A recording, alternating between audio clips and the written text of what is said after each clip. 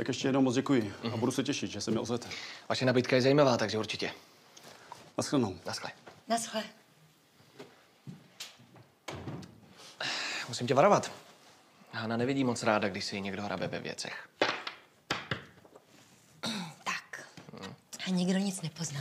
Což mě přivádí na otázku, jak to, že tě tady vůbec nechala samotnou? Asi usoudila, že jsem sympatická a milá. Třeba o tom jednou přesvědčím i tebe. Karolíno, já se v tom nechci rejpat pořád dokola. A nenecháš mě aspoň, abych ti řekla, co mám na srdci, když jsme konečně daleko od Julči, Vildy a všech těch rušičů. Dobře. Pojďme vyčistit vzduch. Budu úplně upřímná. Strašně se mi líbíš.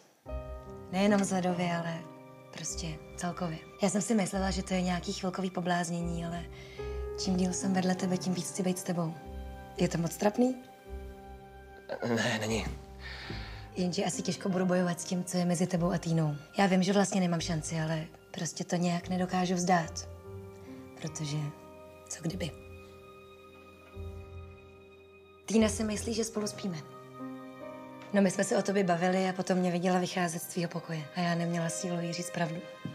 Takže jsi to potvrdila? Ne, nepotvrdila, ale ani nevyvrátila. Tak v tom případě, až se vrátíme zpátky, tak za ní půjdeme společně a vysvětlíme jí to. No já se bojím, že už je pozdě. Proč? Protože dneska ráno říkala, že už o tebe rozhodně nemá zájem. Běta u toho byla, jestli si to chceš ověřit. No ona byla dost naštvaná, že to téma vůbec otevíráme. Promiň. Ne, v pohodě. Aspoň vím, na čem jsem. A myslíš, že bychom my... Karolíno, nezlob se. Ale ne. No nic, tak já se jdu připravit na další schůzku.